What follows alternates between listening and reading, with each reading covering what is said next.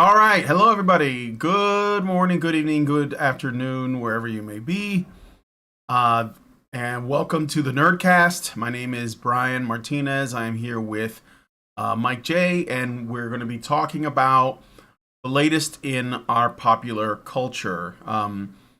So, if you're kind of a geeky guy, if you're into science fiction and fantasy and stuff like that, video games. That's kind of what we're doing with this show. This is our everybody chill out for an hour. We're just gonna shoot the shit about nerdy stuff that like sort of gets our motor running. So on. Well, first of all, welcome to the show. And second of all, I'm just looking around to make sure that everything is running okay before we get started. Okay, so yes, I am live on Rumble. If you guys want to join us on Rumble, please consider just going on over to rumble.com/HB radio so that you can, be a part of it. Subscribe to the channel and stuff because sometimes YouTube gives us shit and we have to stream to alternative platforms. So maybe, if you followed us there, that would be a huge help. But okay. So let's go ahead and get into the stories. And we only have a short list because one of them is going to take a while to discuss. But first thing we got to do is we got to offer our condolences to Kevin Conroy, who gave us the voice of Batman. And he was Batman longer than anyone else. I don't know if you guys knew that. You probably did. But he has played the character of Batman, even just as a voice actor, longer than anyone else. And I guess he was like starting to do it even when I think it was even before what's his name, the actor who played him in the late 80s. Why am I forget? Michael Keaton. Even before that. And I didn't know that because I thought Batman the Animated Series came out like after or right around the time that Batman Returns came out. And that's why it had that soundtrack and that sort of like Tim Burton-y design, where everything was like dark colors and stuff, which was completely unique for the time.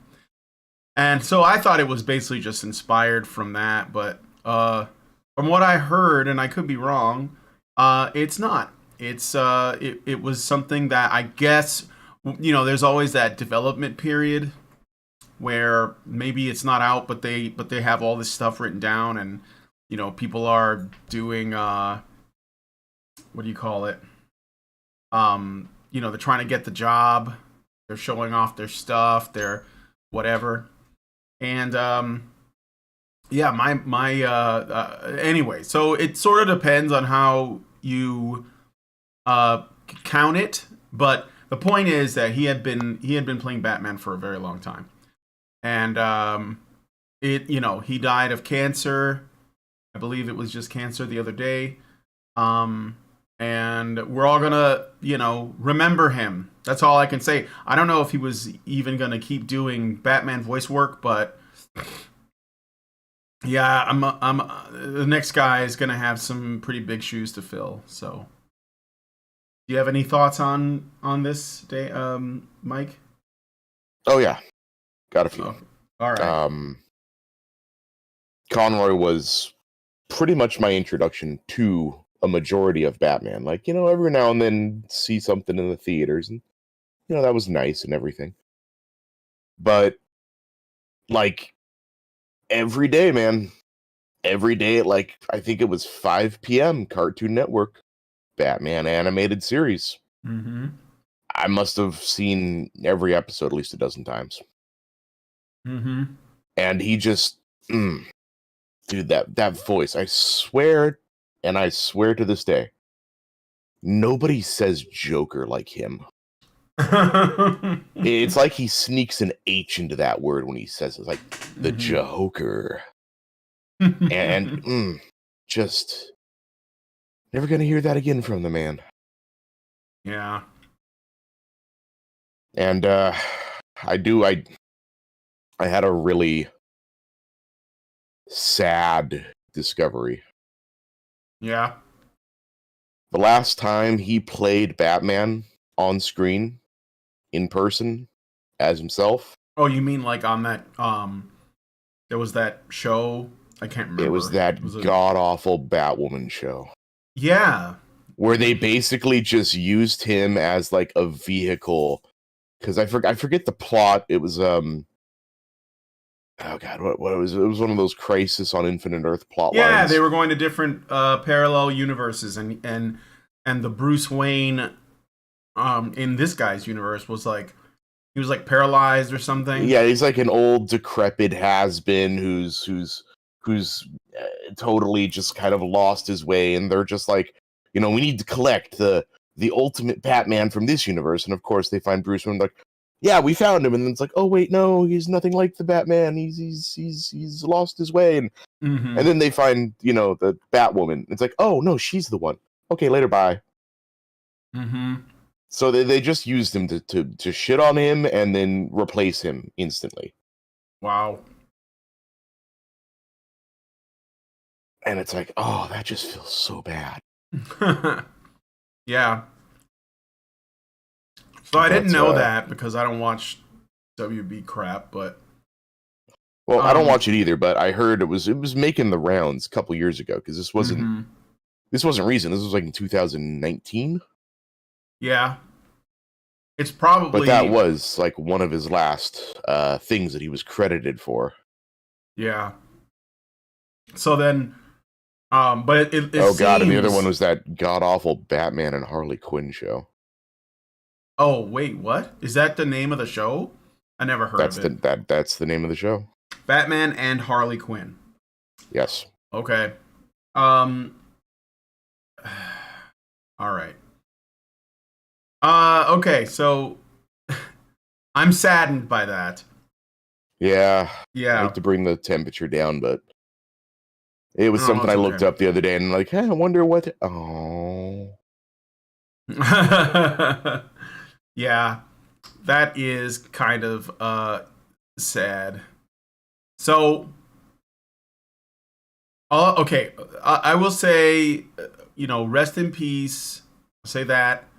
And thank you for the memories. Do you guys have a specific? Maybe you have a specific episode of either a Batman show or something else that he was featured in. I know that the Batman character, was obviously on his own show, but he was also on the Justice League and Justice League Unlimited. And I think that he went on to be in other things too, like even when they changed the art style and everything. And I liked, and he was in video games, stuff like that. So tell me what, where you think he did his best work. And, just share a memory, I guess, So, because we're probably going to be back here when Mark Hamill finally passes, although we may not have like 100% nice things to say. yeah, Mark has been really testing me ever since he got back into the public eye with Star Wars. Yeah, no, I know. I just presume that Hollywood types are just, ignorant, and I don't get mad at them anymore. I'll just... I don't know, man. I don't know, I get it. Him specifically, just... He has a way of pushing buttons, but he does do a great Joker. So, I don't know. We'll see. We will see what happens in the future, but for now, I just wanted to say... yeah, thank you, Mr. 0303. He says Conroy was also pushing for the poke, but Hamill's on a whole other level. Yeah, well, no, I know Conroy was kind of woke. I mean, I think he was gay, and I don't remember that. I think he was. I could be wrong, but I thought he was. But it doesn't really matter. He's basically like he's a guy from the entertainment industry. And you know what? That's okay. I don't really care.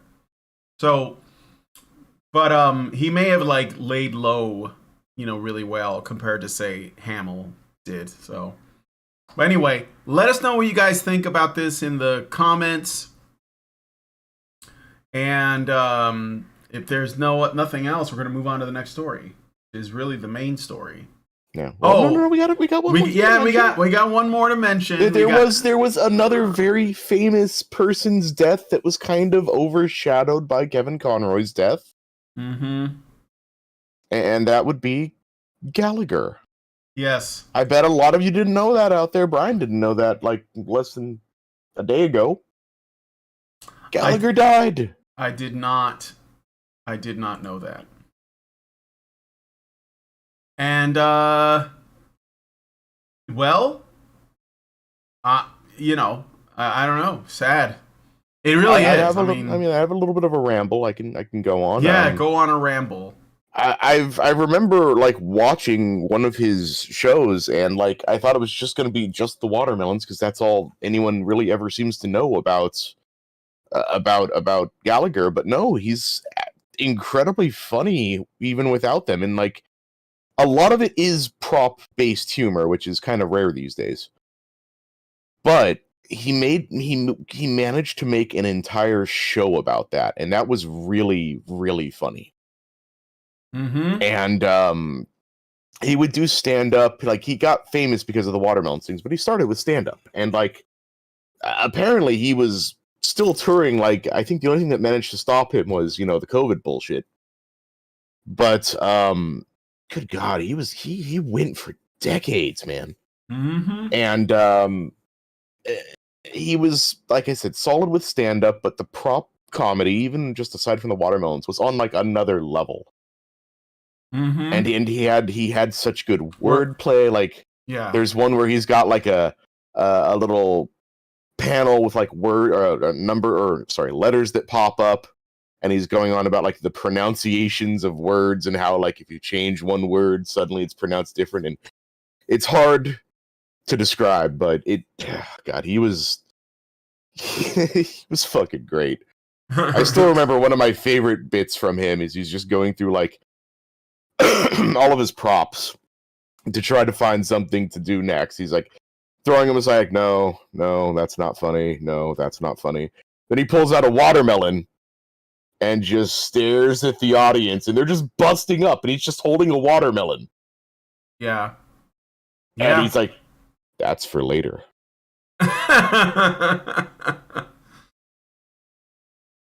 Yeah, well, do you know? So yeah, do we know what he died from? Last I read, he died surrounded by his family in a hospital. So I'm guessing it was something medical. Yeah, I can check real quick. I was just curious. I mean, it seems like a lot of like this month, a couple of comic book artists also passed away. And I was going organ failure from the numerous heart attacks he suffered over his life. He was in his late 70s. Oh, wow. Well, there you go, guys. No more Gallagher. And no more Kevin Conroy. Fun fact, he was actually involved in a medical study. They specifically used his comedy to test laughter's effects on the human body. And blood samples taken from 10 of the medical students as they watched Gallagher in action observed the subject's white blood cells increasing. And they came to the conclusion that laughter appears to boost the immune system. Wow. But I like, we just have to find the baseline for good funny. Gallagher. Not what I would have expected, but seems like it was a good choice. All right. I'm looking at the chat. Sorry, guys. I'm eating my dinner too. It's like bread cheese, kind of weird that Lindsay made it because she's like doing like a zero carb diet, and so you can buy this cheese that I guess like is made in such a way that it's got the texture of toast almost. It doesn't crumble like bread does, but it's at the same thickness and heft, and so it's a lot of cheese though. So like I just took a small piece, and you can feel, like imagine eating like a big ass brick of cheese that was sitting in the oven, so that it's got like a so that it browns, and then you gotta eat it. But I think the best way is to just cut it in small pieces. So sorry about that, guys, but that's what's happening, and now you know too much. So anyhow, let us know what you guys think about this in the comment section. I think we're going to move on, right? And talk about the Tales from the It's just Tales from the Borderlands, right? Nope, that was the first one. This is new Tales from the Borderlands. New Tales from the Borderlands. All right. And kind of Borderlands in general. We're going to have to kind of run the gamut to properly discuss this, I guess would be the word. Mm-hmm. Okay. So, the floor is yours. Well, I want this to still be kind of a back and forth. Brian, what is your experience with the Borderlands been like as a series? I'm sorry. I enjoyed them. I think the main thing that I got out of playing Borderlands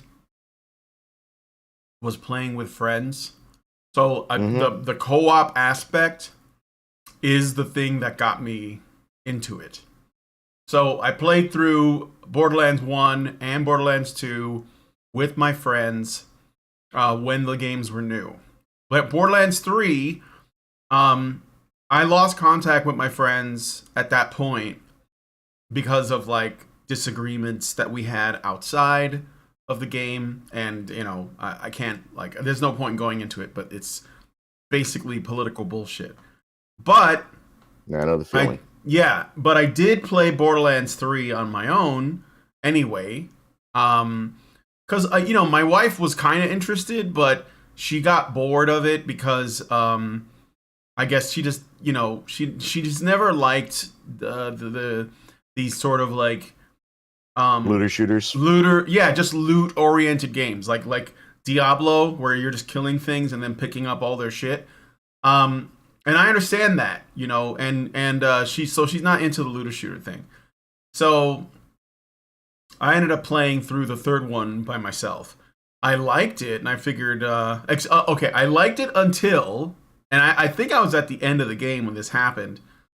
There was this, I decided to try and play some online matches, like join other people and co-op with them and stuff. Mm-hmm. And so I did a few times, and then there was this one guy who I helped defeat a boss or something. And then he like threw me a weapon, and I thought, oh, that's cool, like as a thank you. And I picked it up, and it was so incredibly broken. It was the most broken thing I've ever seen. I mean, I was like, why didn't you just use this? But he was giving them away, apparently. Or something. Yeah, I remember, it was this Borderlands 1 or 2? No, this is Borderlands 3. Oh, 3. Yeah, well, I remember in Borderlands 2, like, if you dropped a weapon, and you could drop all your weapons and, like, manually exit out of the game, like, Alt F for it. Yeah. And that would not save it, so you wouldn't actually lose the weapons, but anyone could pick them up from you, and you'd come back in, and you'd still have all your stuff. Yeah, I mean, this was literally a glitch gun. Like that. Yeah, that too. It was like ridiculously powerful, and it immediately, like, it was funny because I felt like, do I deserve this or what, right? But at the same time, it basically made the game trivial. So, but I still enjoyed it. You know, I did. I still enjoyed them overall. Like the setting and the world and some of the characters or most of the characters and the classes. I like the that's kind of my favorite thing in those games is basically like doing builds. So Mm-hmm. I'll find the character I like the most, and then I'll build, make a build around that. And usually I play Sirens, if that matters. And but I did play the Necromancer in Borderlands 2, and she was awesome. So that's kind of like, is that a good answer, or should I? No, that's good. That's perfect. I just All right. wanted to find your history on it, and I'm gonna share mine and kind Okay. of go over, what we kind of both have in common with it before we go on to Mm-hmm. this, Mm-hmm. because there's a bit of setup we got to do here. Okay. So, oh good God, it was a lifetime ago when I got into the Borderlands. I remember buying it on the Xbox 360, Mm-hmm. and initially I wasn't really blown away by the game. Right. It had a very slow moving story. Yeah. It was very hard to pin down like what the main plot even was. You just kind of got like little snippets of it here and there, and eh, every time they introduced a new antagonist, they were pretty much dead within the next 3 seconds because they were the boss of the area or whatever. Yeah. And Yeah. They I tr- don't they, even think. they Go treated ahead. things. Well, I was gonna say sometimes I felt like they treated things that should be a little bit more like worthy of build up, but then they treat them like they're uh trivial. Hmm. And I think that I saw that more in the second and third one maybe. And I mean, like the plot of the game was basically your treasure hunters, and you're Yeah, gonna and find the there's a ultimate. vault out there, and you Yeah. got to find it. And there's this woman that keeps psychically contacting you, and what's her Mm-hmm. deal? Why is she pushing you to do these things? Right. Yeah. Exactly. So I mean, I didn't really. I guess it didn't bother me that the story wasn't anything crazy in the first Yeah, game because I was like yeah. You weren't I'm there really for the game. You no. were there to the 70 bajillion weapons. Yeah, and also for the co-op, and also Yeah. so that we could brag at each other about our respective builds. Like yeah. Anyway, go ahead. So I don't even think I beat the game. I think I eventually got one legendary weapon, and it was not even a good one. It was a revolver that constantly regenerated ammo. And it was funny because that wasn't as good as the Jacobs Masher I found, which Mm-hmm. was Jacobs revolver, like the ones that just have that ass load of firepower, that fired like a shotgun. Mm. And so I would use that, and then I would nothing was happening. I'd have the other one out just to regenerate ammo for revolvers, and then I'd keep going. Yeah. But yeah, it wasn't actually only until maybe 5 or 6 years ago that I think I got it for free somehow, the HD version. And I went back and I actually played through and beat the entirety of Borderlands 1. Mm-hmm. And Mm-hmm. but after that, I remember I got swept up into the hype storm of Borderlands 2. And again, Oh, I had a group of buddies that I wanted to run through it with, and we did. yeah. And I had a good time. I liked how they put a lot more emphasis on a story. They had possibly one of the greatest antagonists in gaming with Mm-hmm. Handsome Jack. Mm-hmm. Like, they go out of your way to make you personally hate this guy. Mm-hmm. And they even tried to go with the sympathetic antagonist route. kind of towards the middle of the game. Mm-hmm. And actually, it kind of works. The writing for the game was pretty damn good. I'll say that much. And the looter shooter part of it, like, I never really enjoyed that type of gameplay ever, but I really motored through that just because I wanted to see where things were going to go in the story. Mm-hmm. The DLC was real hit or miss. Most of it was just like, okay, yeah, blah, blah, things happen. I shut up. I want to get to the end. I want to get to the big raid boss in the end and get all the loot. Yeah.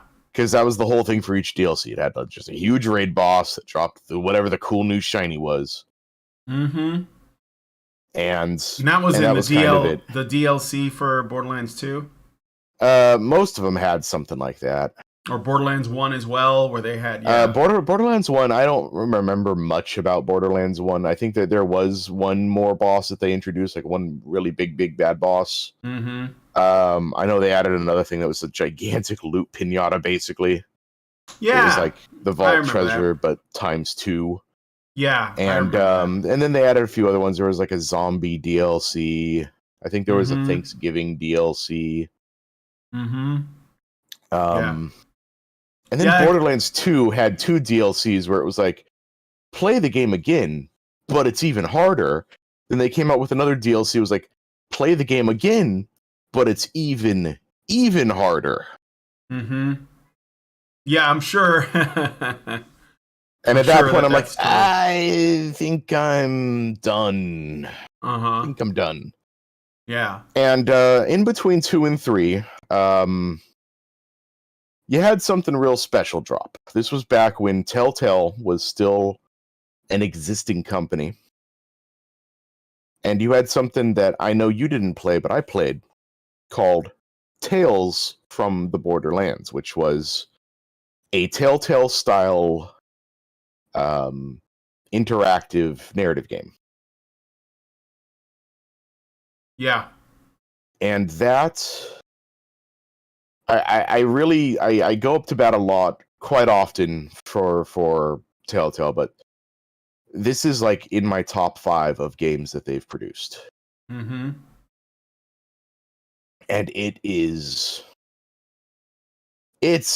a work of art, man. This game, like, the thing I've always loved about Telltale was they have this ability to go into other IPs, other people's works, other people's universes, and set up shop in such a way that, like, everything they make, it could be believable.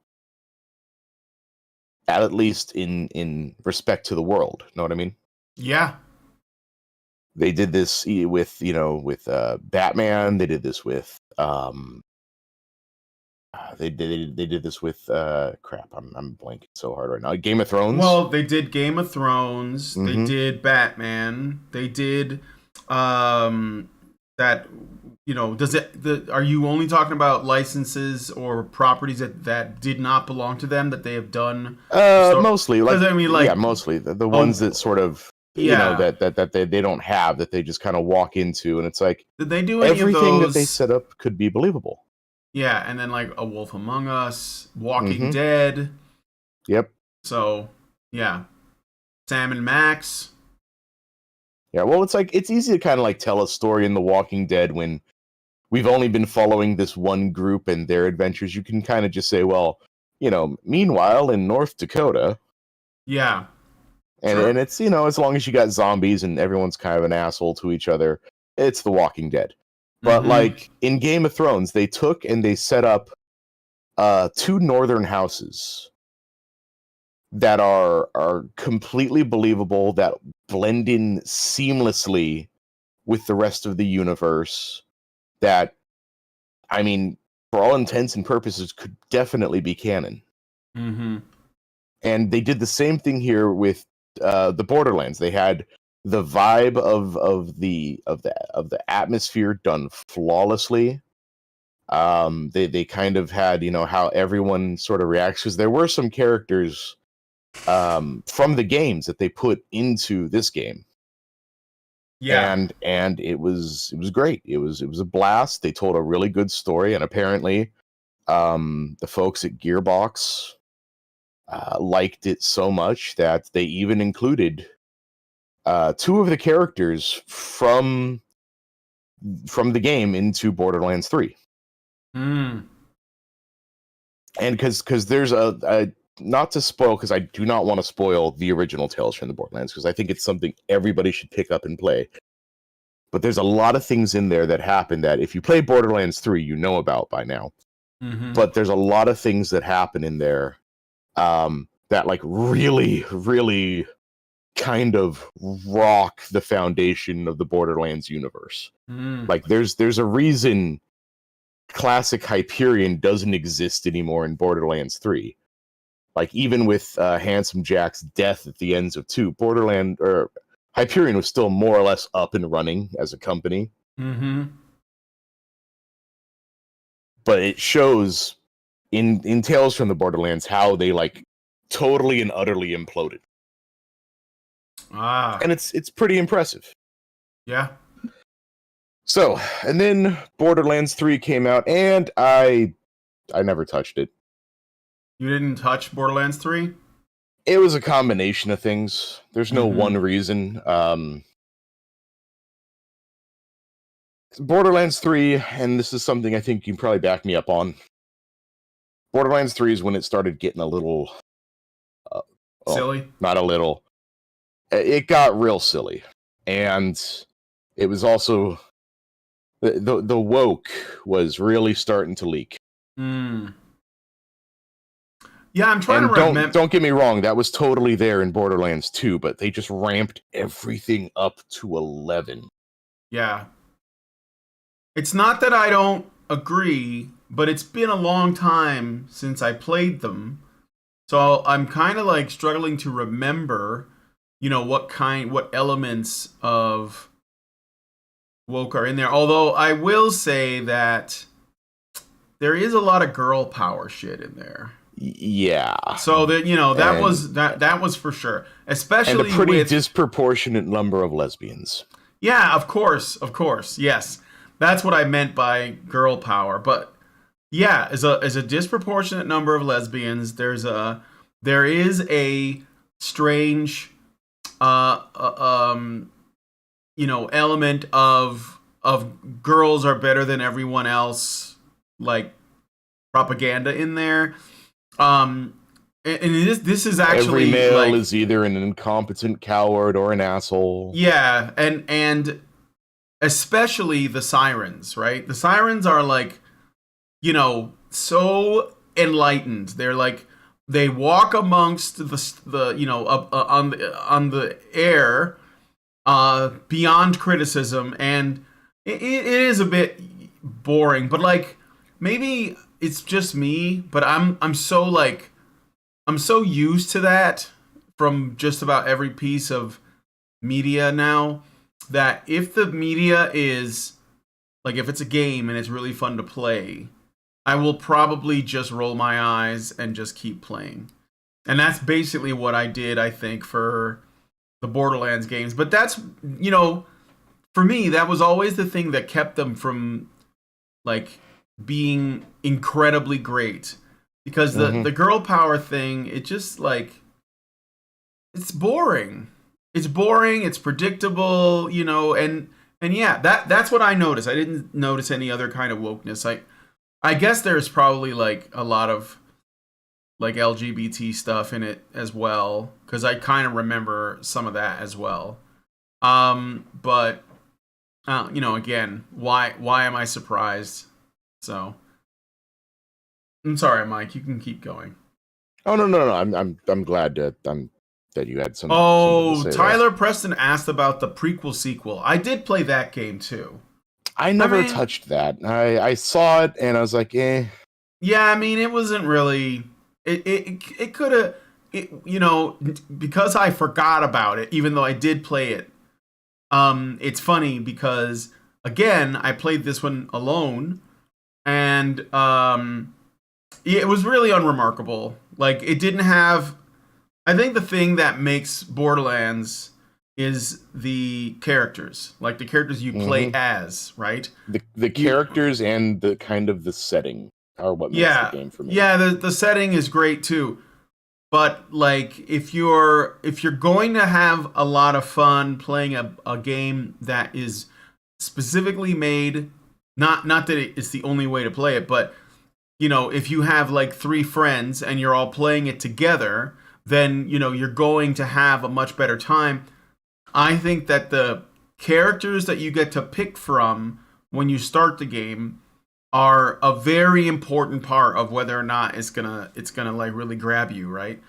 Yeah. And the pre sequel, I think is what it's called. It didn't really have any good characters. They were just Well, they were all but characters that, if I remember correctly, basically either show up briefly or just straight up die in Borderlands 2. mm-hmm. Yeah, that's probably right. I mean, I don't even remember.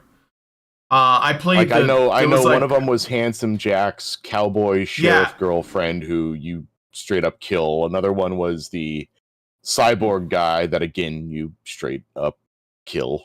yeah, and then there's also a Handsome Jack clone. Or a look-alike or something Yeah, a like that. Yeah, look-alike. Yeah, yeah. and I think he had a bigger role in actually Borderlands 3 in one of the Mm-hmm. DLCs. Mm-hmm. Mm-hmm. See, I don't know. I haven't played any of the DLC for that. Uh, I played the cowgirl. That's and I didn't. So she was the most interesting looking character, and not anything remarkable in terms of her gameplay. At least not to me. So I don't know. I don't know if that game disappointed anybody else, but all right. So anyway, you were saying before, I So, think. yeah, so that's kind of, our general thoughts on Borderlands 3. So, in the lull after the DLC, because they did the thing where they milk the ever loving crap out of it with the DLC. I know they released one more game, which was like Tiny Tina's Wonderland, which is not even super worthy to talk about because they basically just took a DLC from the second game and then put it in the third game, but stretched it out to be its own game. Yeah. And it's, I think, nothing important to the story anyway. So, it was there. It Mm-hmm. happened. Mm-hmm. Not much more to say. Yeah. But, and then they hyped this up over E3 this year. They're really good at hype. Yes. Like New tales from the Borderlands. if you look at the I remember the what do they call it? The marketing, I guess. And Mm-hmm. the advertising that they did for both Borderlands 2 and Borderlands 3. Oh, that was everywhere. It was everywhere. It was so I mean Borderlands 2, I think even maybe it had even larger impact because we knew about the first one and like it had a following, and of course those people wanted a sequel, but Jesus, like when Borderlands 2 was coming out and they were doing the marketing for that, people were losing their minds. Like there was so much hype. And I was like, man, these guys are really great at generating hype. And for Borderlands 3, they just did more of the same, but like Mm-hmm. totally, but anyway, go ahead. So they hyped this up, and again, I'm thinking like the original sort of Telltale schedule of, wow, that looks cool. I can't wait to learn more about this in 3 years. Um, Mm-hmm. and then I just on a lark the other day look it up like, wonder what the progress on this is. And wait, it came out in October. And it's the full game. It's not episodic. They released the entire game in one go. Hmm. I'm like, that's So were they unusual. working on that for a long time? Well, I guess I we'll get guess into they it. had to have. Yeah. Now, I looked into it and I found a full game playthrough, and it's like, okay, this is like 8 or 9 hours long. I don't got the time to sit here and dig through this. But then I looked into the comments and everyone was just talking about, wow, that could have been better, or oh my god, I feel like I just wasted 8 hours of my time, and like, wow, oh my god, all this characters, and I was going through like, they couldn't have fucked it up that badly, could they? And then I stumbled upon this video from a guy named Eruption Fang, and I remember him because I've seen some of his work before. He's a big lore guy, and he talks mostly about anime, but he also does a lot of Borderlands stuff, and that's where I first saw him. Yeah. And it's just one of those things where you watch a video, and then eventually like the guy starts popping up on your feed more and more and more and more. And it kind of helped me get like into Borderlands for just like learning some of the stuff. Yeah. And then I saw a video of him that popped up about 5 days ago. New Tales from the Borderlands. So bad, it's frustrating. Yeah. 2 hours and 15 minutes long. This guy does a serious deep dive into everything wrong with New Tales from the Borderlands, and it is so much worse than any of you think. Really? Like, the woke is just one aspect of the badness of this game. It's just one little thing. Like, again, like I'm really glad we touched on this in Borderlands 3, where you're like, yeah, it was woke, but I still enjoyed it. I still had fun with it. I powered through and played for it, And that would have been the same thing here. If it was just that, it'd be deal withable. Yeah, sure. But it's not that. Or it's not just that. And I swear to God, I went crazy looking at this and looking at the similarities between another game that we talked about recently. The Saints Row reboot. Yeah. These two games share so much in common, and tangentially other little things that have been popping up. I'm starting to see similarities, and I can't ignore them. And I think I'm kind of scared to say this. I think this is going to be entertainment from here on out. Like this is going to be the formula, like they think it's going to be. Where like we're moving on to this weird sort of post woke sort of I don't know what to call it, generation, where yeah, they used woke to appeal to millennials, and they're going to use this post wokeness to appeal to the Zoomers. So I know what you're saying, but Mike J, what do you mean? You got to explain. Trust me, I'm gearing up for this. It's just I got to get the momentum running. So the first thing that strikes you about this game, much like the Saints Row reboot, absolutely nothing is taken seriously. Everything is a joke.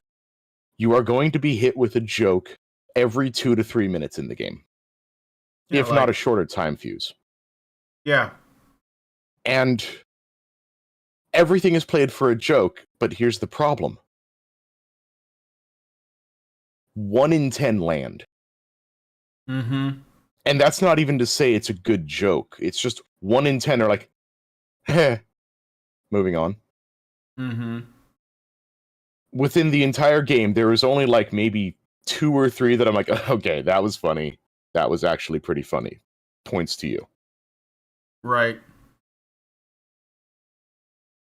Well, it seems like Saints Row did the same thing. Like, it's not like you're watching a narrative. It's not like you're watching a movie. It's almost like, and this is something this guy pointed out, it's almost like you're watching a sitcom. Right. Yeah, that's what I was thinking. It's like all it's missing is the laugh track.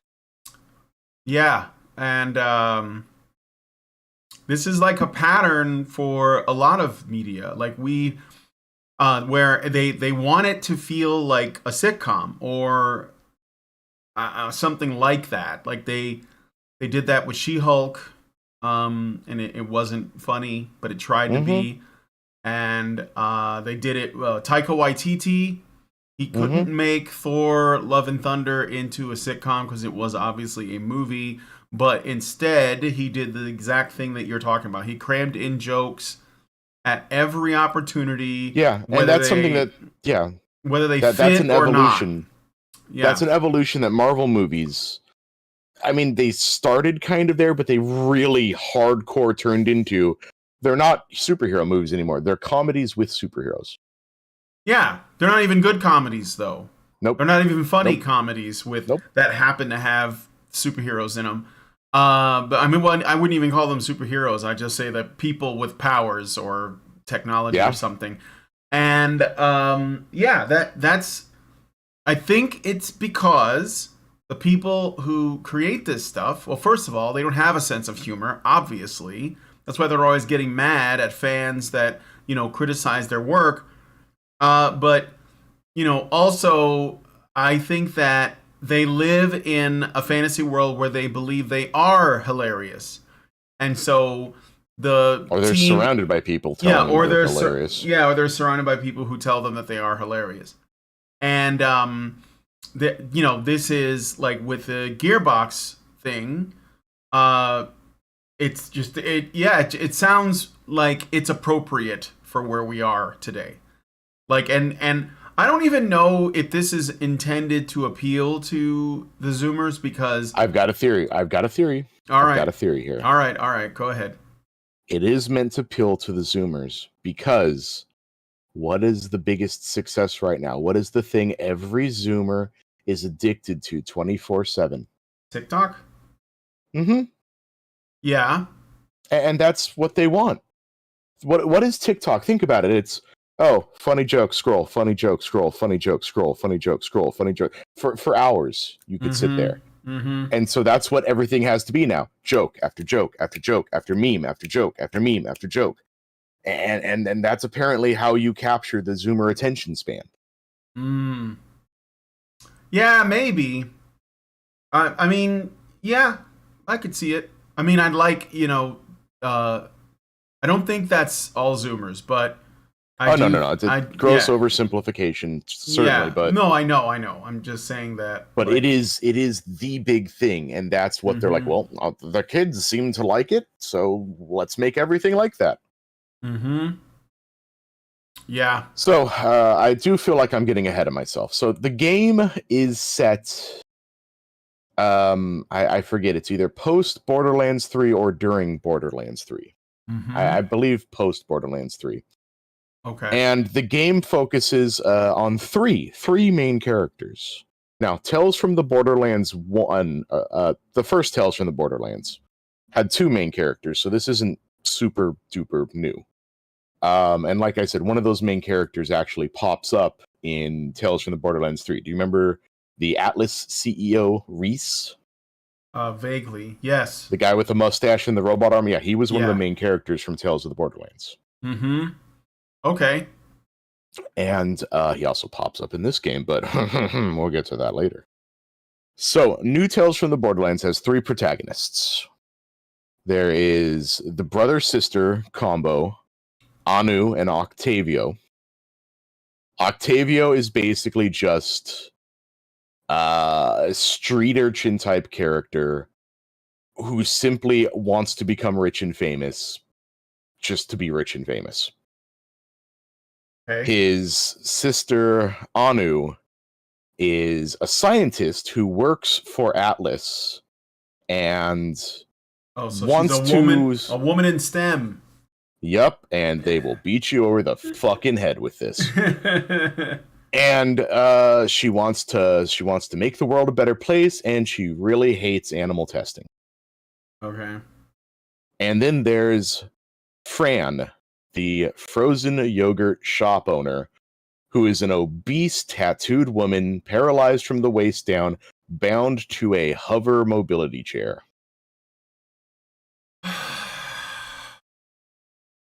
Welcome to the shit sandwich. I'll look up a picture of these characters. Mm-hmm. All right. So, what's this game called? More New Tales? Tales. Oh, New Tales. New Tales from the Borderlands. Okay. Here's a good one I found for you. Let me put that in the live show there. Yeah. That's gonna take a second, so I'll just do this. There you go. Right. I do have this. Oop, no. Through circumstance, they get thrown together as they are trying to seek their fortunes and outwit one of the established in-game mega corporations. Now, of all the mega corporations they could have chosen to be the antagonist for this game, and there's a lot of them, there's a ton of them that have basically very little backstory, very little interaction. There's a lot with the to world work with. They to date. Yeah. They choose Tedior. What is so all of these companies they make the guns and probably other things in the game. So whenever you pick up a piece of loot, it usually has a brand name on it. And that kind of tells you how the gun is going to function. Yeah, that kind of gives you an idea of what the gun is going to do, and also like what its advantages are versus some other brand. So if you get a Jacobs, Jacobs are all about firepower. They do the most damage per shot in game, but they do not come in fully automatic with a few exceptions. They are all, one mouse click, one gunshot, but they do fire as fast as you can click the mouse. Exactly. And then maybe like, who are the guys that well, anyway, yeah, so there's the different companies, they make different guns which have different abilities. Yeah. And the thing with Tedior is they are the cheapest, most lowly company in the game, and that's like the joke. Like, the guns are so bad, you don't even reload them. You throw them away, they explode, and then a new one is teleported to you because they're that cheap to produce. So they're trying to tell us now that Tedior, I don't know how, somehow, has become this really giant, threatening, all-encompassing megacorp out of nowhere. Absolutely nowhere. Yeah. Well, this isn't something that I'm just making up. Like, this is an objective fact that, like, several times in the game, and this guy in the video cuts, like, a mega cut together of, like, 5 or 6 times in game where you just have characters dunking on Tedior as, like, oh, you mean the company that makes the dog shit weapons that blow up when you try to reload them? Those guys. Yeah. And so that's immediately one of the things that just feels so fucking out of place. And like, really? Are you serious? This is what we're doing? Okay, that's what we're doing. The game also constantly fluctuates between, like, do you guys even know anything about the lore of the game? And wait a minute, you just made a very specific reference. You have to know about the lore of this game. Yeah. So the first, one of the first characters that gets introduced is Anu, the scientist woman. And she, again, is working at Atlas. And she's working on a new invention that is totally a gun, but she doesn't like to use the word gun, so she doesn't use. And you know what? I'm gonna pause this. Brian, what do you know about sirens in the Borderland universe? They have, like, all I know about them is that they have tattoos.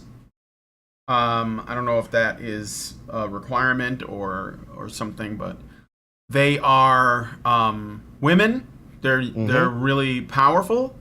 You know, they have like, I guess you could call them various special powers, and like, you know, that Does anyone else have these siren powers? Nobody else that I know of. No.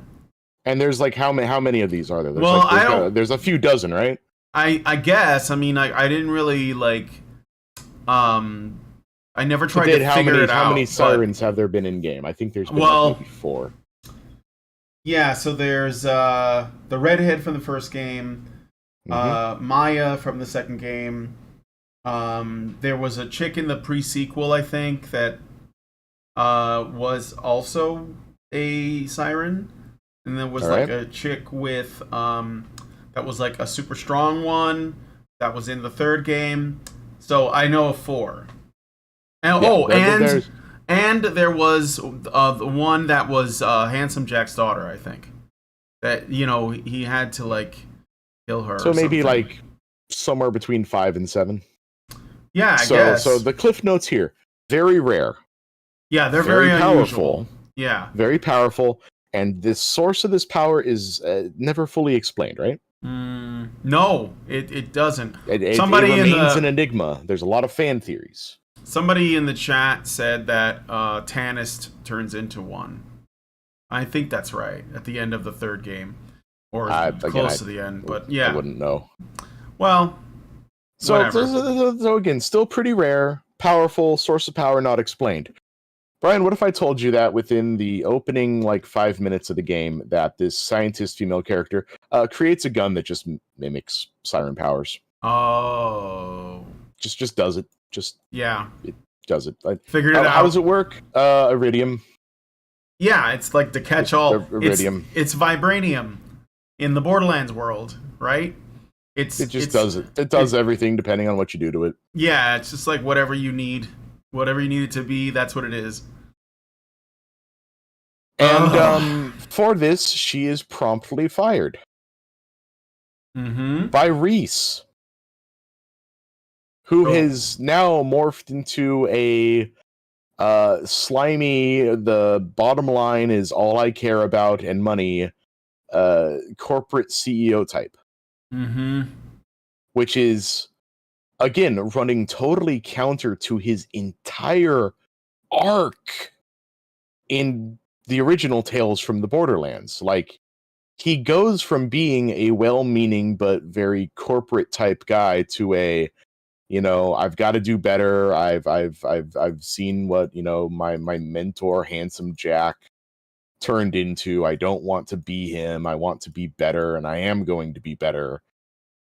And he basically is just completely 180 to like, yeah, I'm a dick again now. I'm just you know what? What's that? You cost us money. Okay, I'm going to fire you.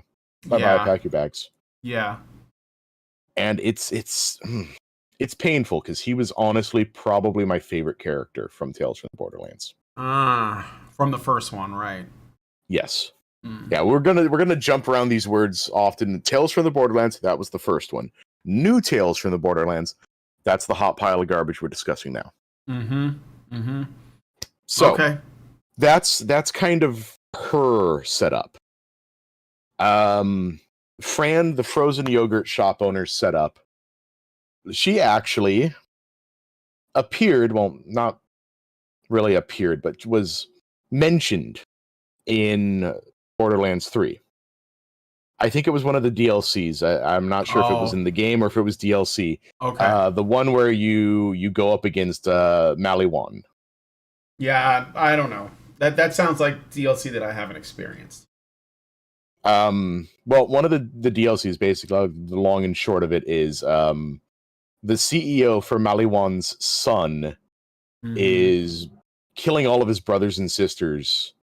So when his father dies, he becomes the new CEO, and you're there to try to stop that.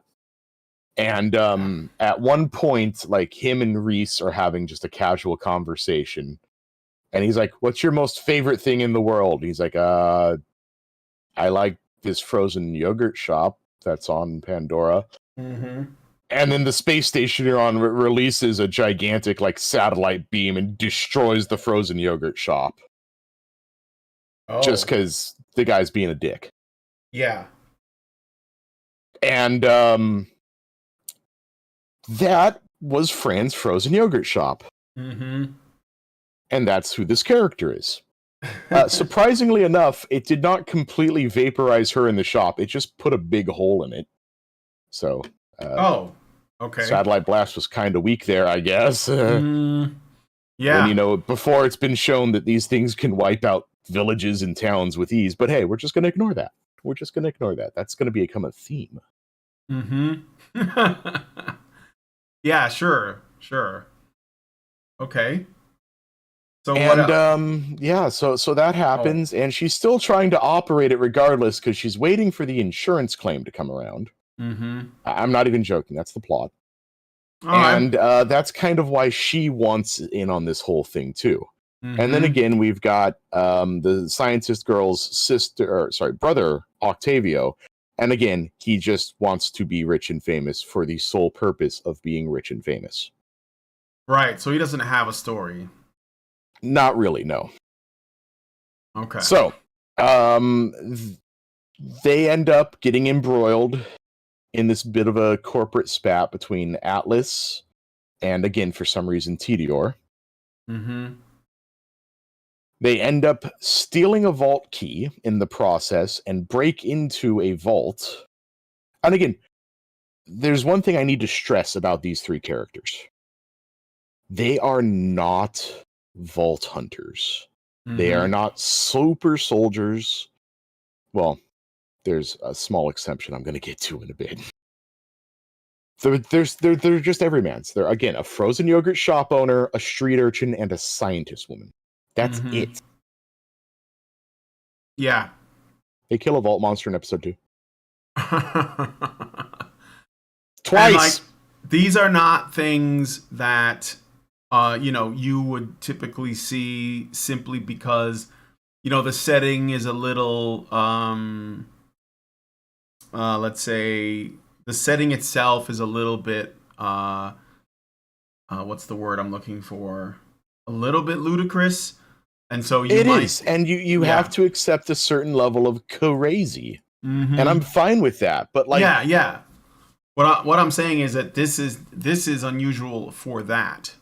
Because some people might put forward that defense of, well, it's Borderlands. Things on here don't make a lot of sense. They'll set up a whole yeah, story. a lot of mental gymnastics will be had. Yeah.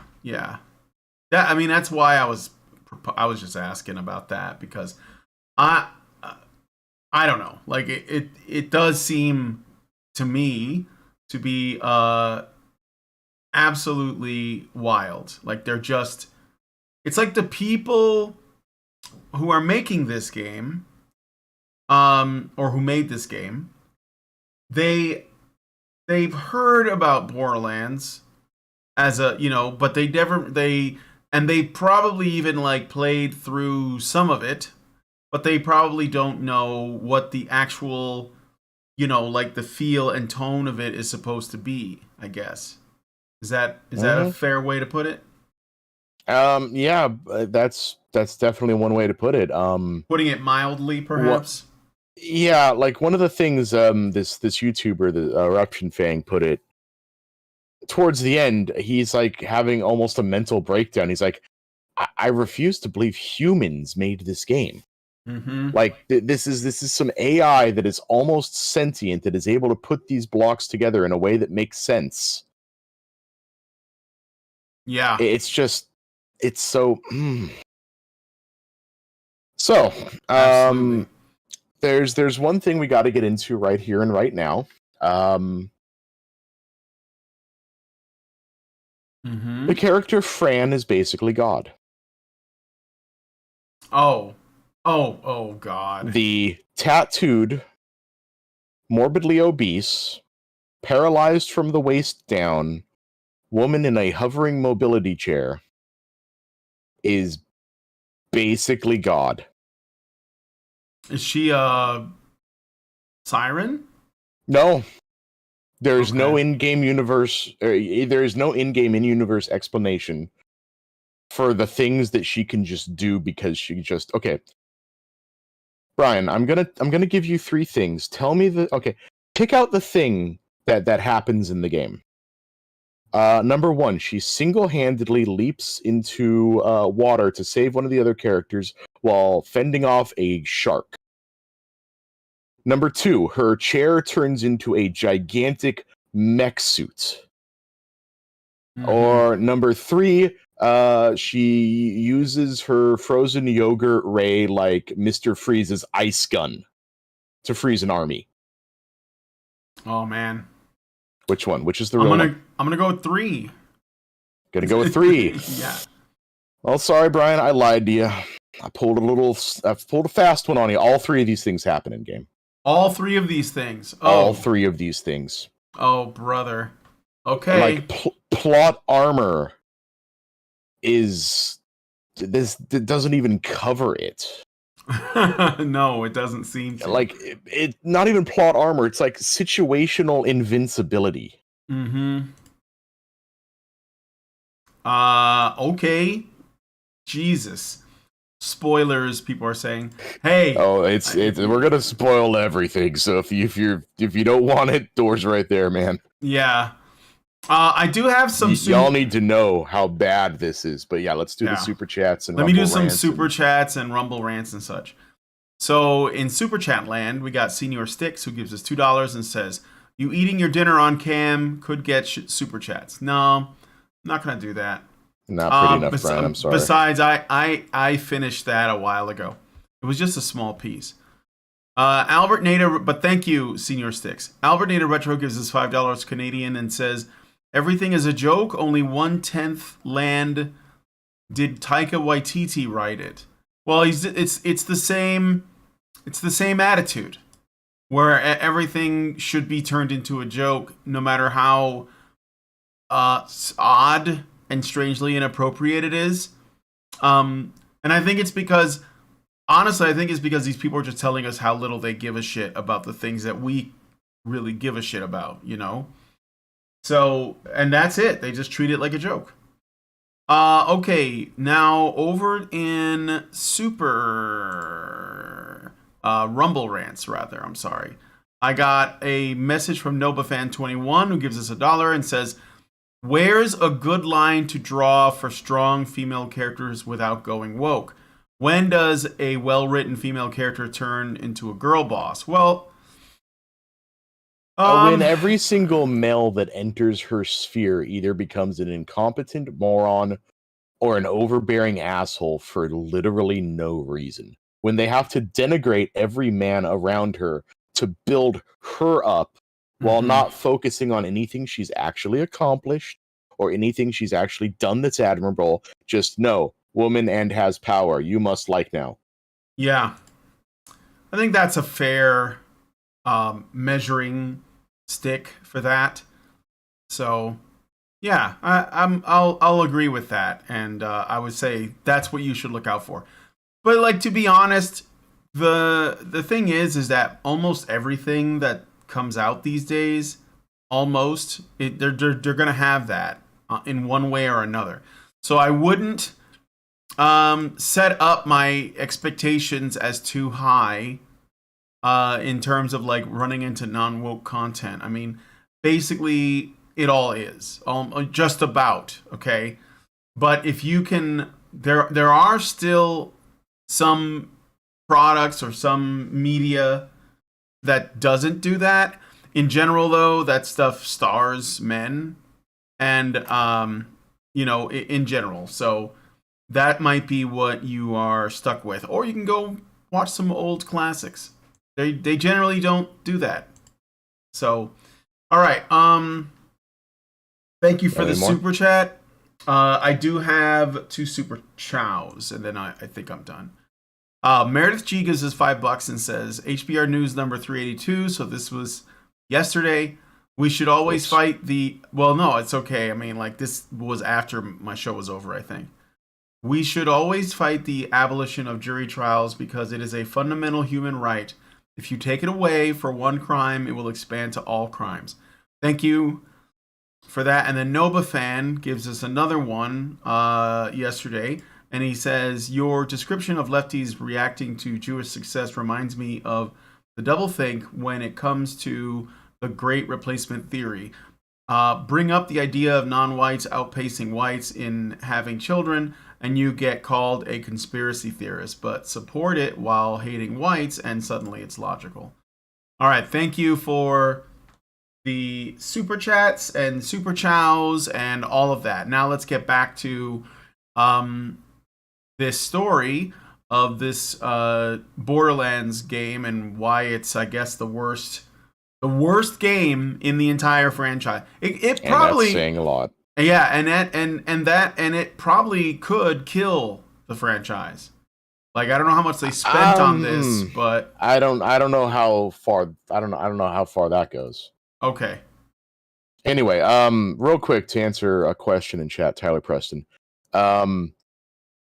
What about the gameplay? This is a Telltale style game, so there's your answer there. And the thing is, these style games live and die on their story. Mm-hmm. So if the story is garbage, there's zero reason to pick this up. And that is exactly what we're in the middle of breaking down. So anyway, they get into the vault. Like I said, the vault monster is there. It is the most unimpressive vault monster in existence that manages to do absolutely nothing right and not come off as menacing in the slightest. Do you think it was supposed to, or do you think they were making it into a joke? I can't tell. Mm. Especially because they kill it twice, and it's simply a vehicle to deliver the new MacGuffin, which is this green crystal that becomes the center of attention of the show.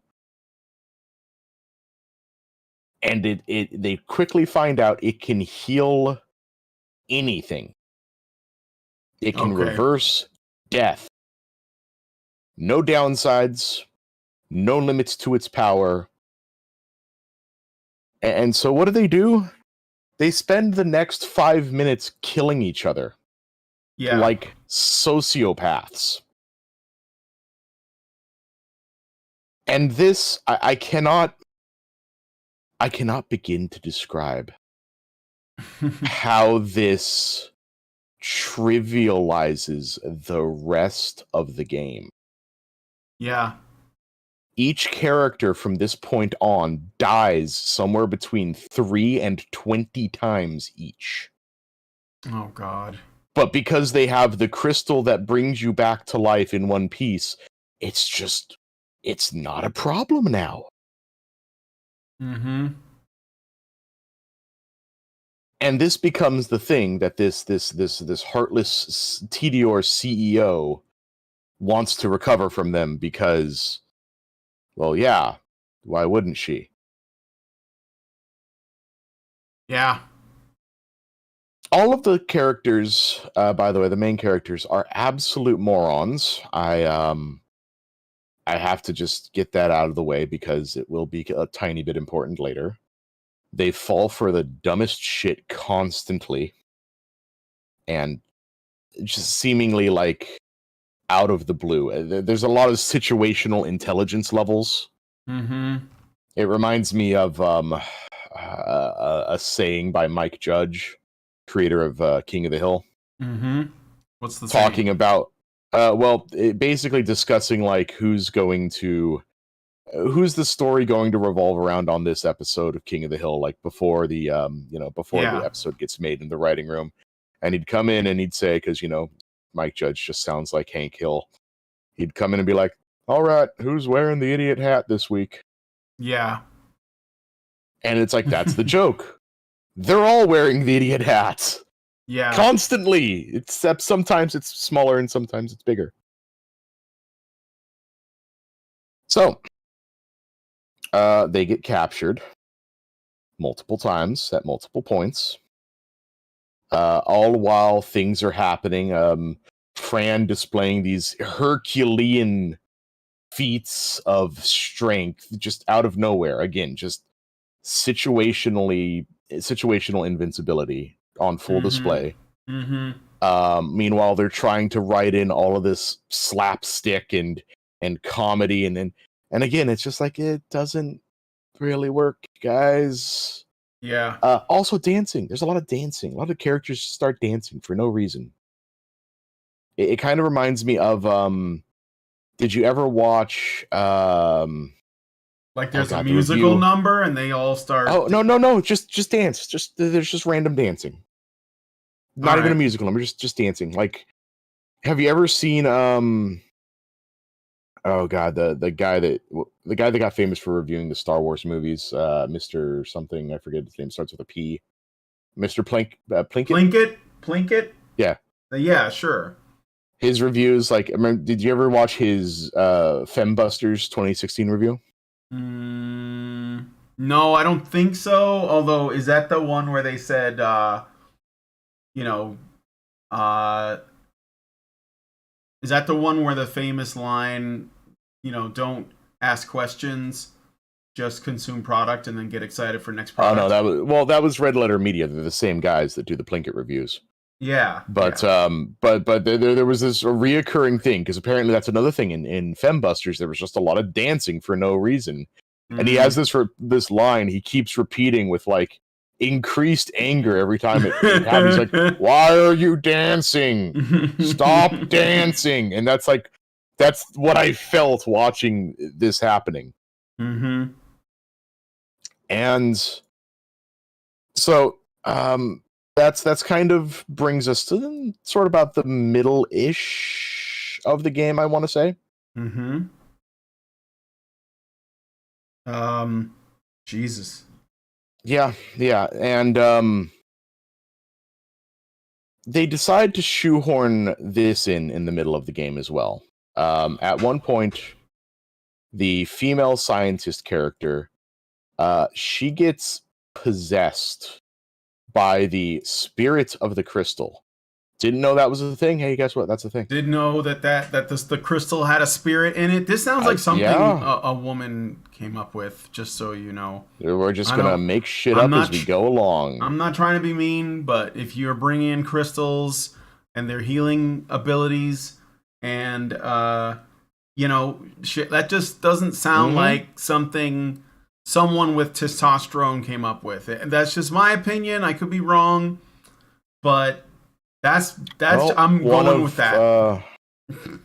one of the writers on this was Anthony Birch, so you're half Well, right. I think that I'm pretty, I don't know who that is, but I'm You know sure who that, Anthony Birch is. well, I know the name. I've heard it before. You know who Ashley Birch is.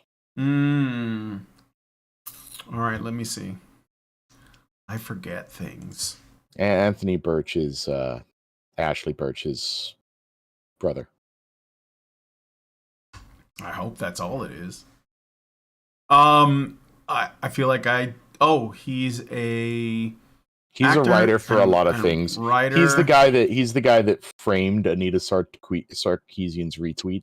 Mm-hmm. Yeah. Anthony Birch yeah. Pizza. Stuff I've worked on. Dungeons and Daddies. Big Trouble Little China, Old Man Jack. Ugh.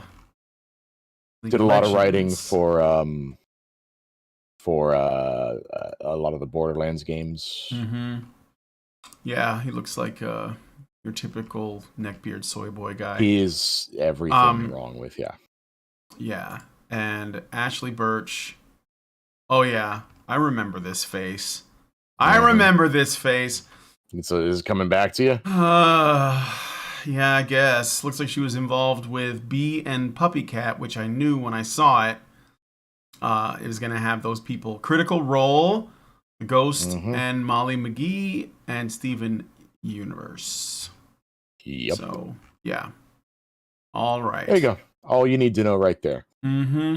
So, the spirit of the crystal forces the scientist character, Anu, to undergo a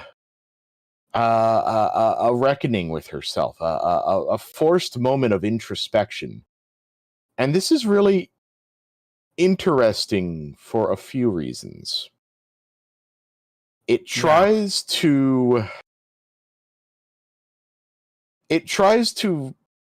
make it seem like this is a character arc. Mm-hmm. As one of my friends I was discussing this with the other day coined the term, and I said, I'm stealing this from you. It's more like an anti-character arc. Mm. At this moment in the game, they assert that the biggest character weakness in the scientist woman main character named Danu, they assert that she she doesn't take criticism. She talks over other people, and it's bad. It's a Yeah. bad thing that she does, and she needs to change it because it's bad. And then they show all these moments where she's done this.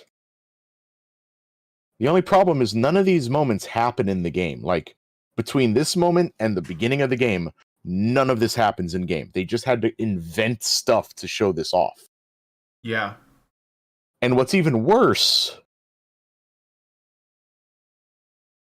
there are demonstratable moments, again, between this point and the beginning of the game, where actually, no, she does listen to other people. She does work with her fellow main characters. She does listen to their plans. She does accept criticism. So all of this is undone. All of this is, and I'm thinking like, oh, they're setting up this crystal entity to be like gaslighting her, and that's going to be the... No. That sounds pretty well thought through, considering what you have to work with. You know, the idea that the crystal is gaslighting. But that never happens. Of course not, because that would mean that there is a woman who might learn something about her attitude, and have to consider. But that's the problem. There's nothing there to learn. Yeah. What they're trying to say is a character weakness. Again, aside from these like snippets of we never saw this happening, never shows up in the game. And in fact, the opposite is shown. Yeah. And what happens immediately after this soul-searching conversation? She immediately explodes on her brother and like says, "Your plan is stupid. I'm not going to do it. Shut up. Stop talking." Mm-hmm. And again, I dub this the anti-character arc. Now, something similar happens in the Saints Row reboot. Towards the end of the game, the boss, the unnamed protagonist of the game, I forget what happens. Like they get knocked unconscious, they get drugged or something, where they're again exploring their subconscious, and the grand reveal is, oh no, you lack self-confidence, and the answer in the end is, you need to rely on your friends, power of friendship. What?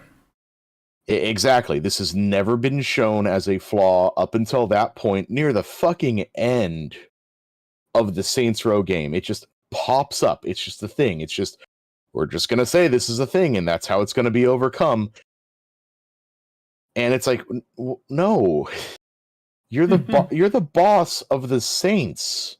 You have built up a massive criminal empire by robbing, stealing, murdering your way to the top. You don't lack self-esteem. You don't lack self-respect or self-belief. What? And it's like they're just trying to shoehorn in like an emotional character defining moment, and they've done nothing to build it up, nothing to deserve it. Mm-hmm. But it's like they feel like they need to, or else it's not a good product. I could see that. I mean...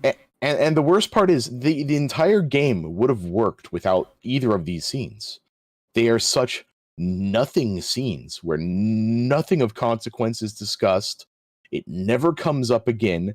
It's just there. It is a blank. It is a zero. It is a foam packing peanut of a scene. It could disappear and no one would miss it. Yeah. Well, that sounds abysmal.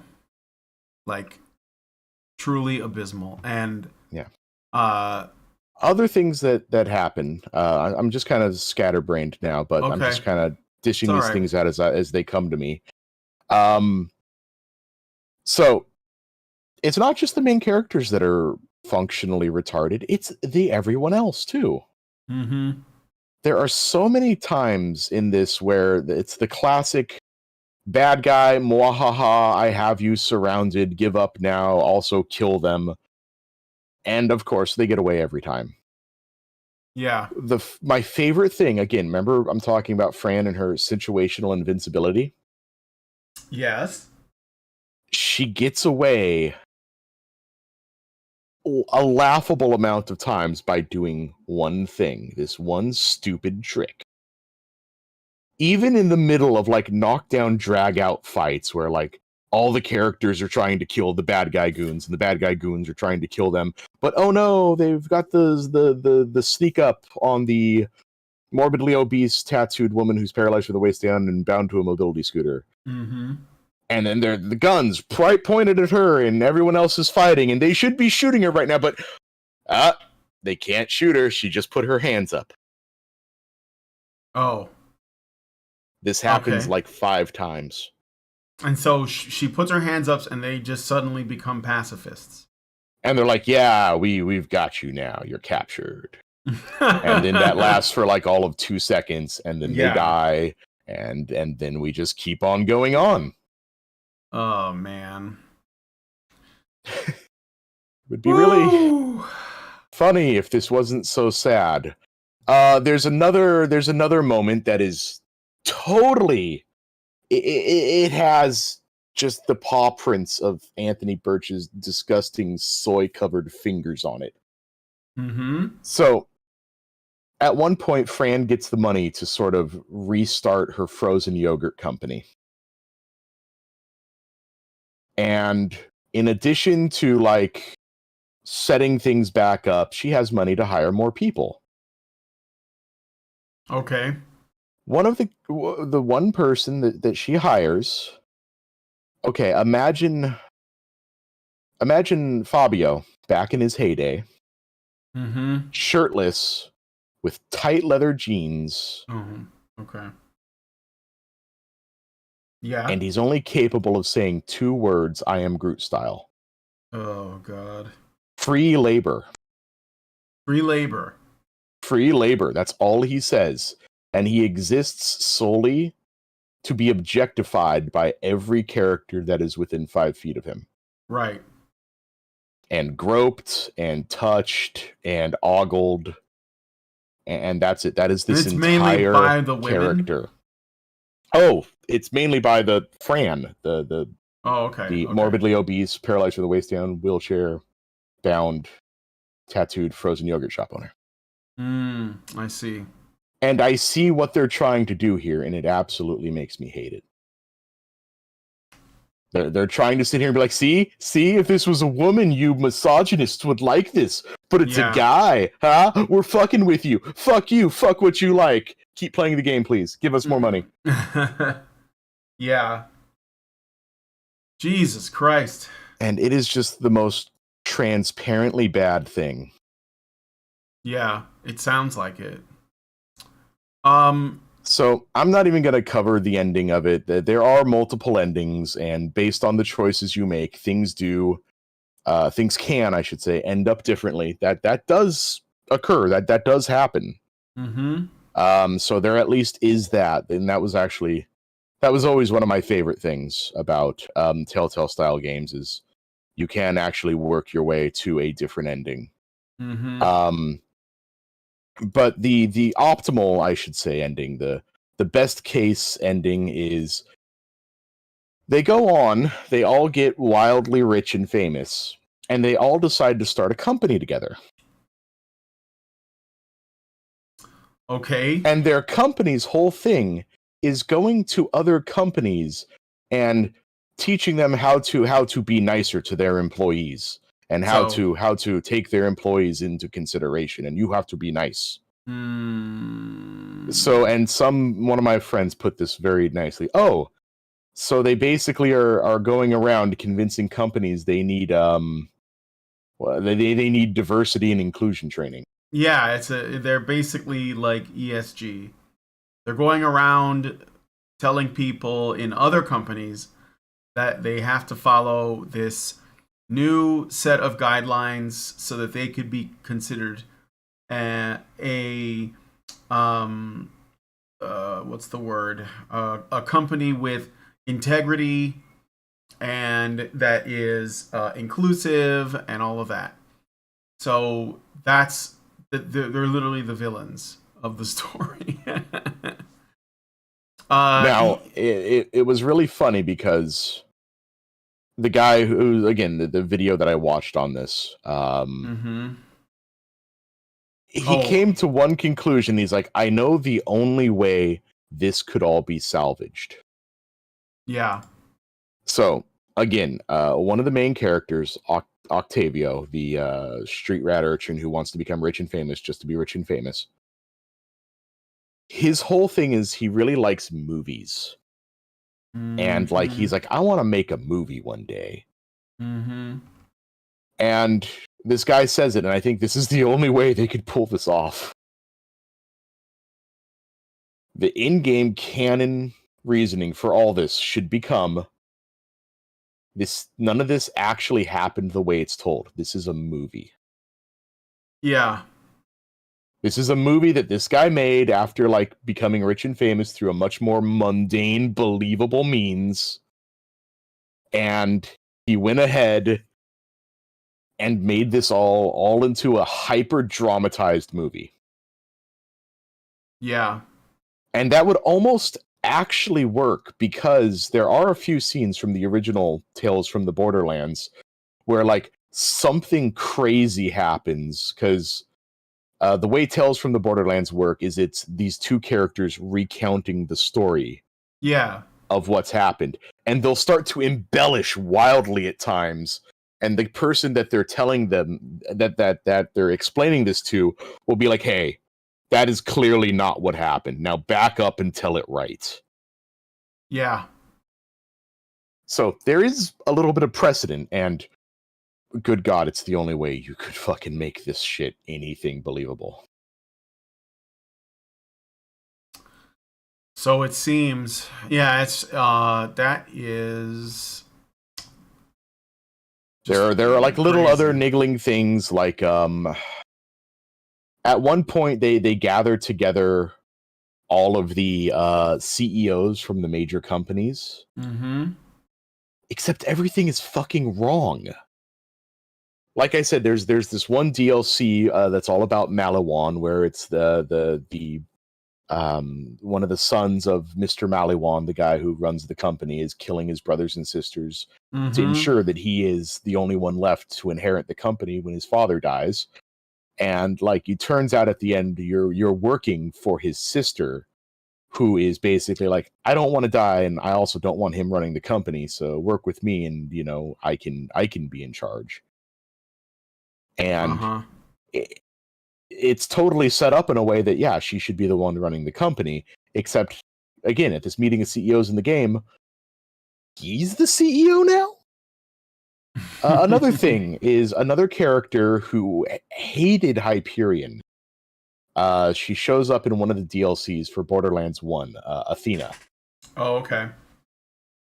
And she basically is fucked over by Atlas, wants them destroyed, and kind of just has a standing level of hatred for the other megacorps.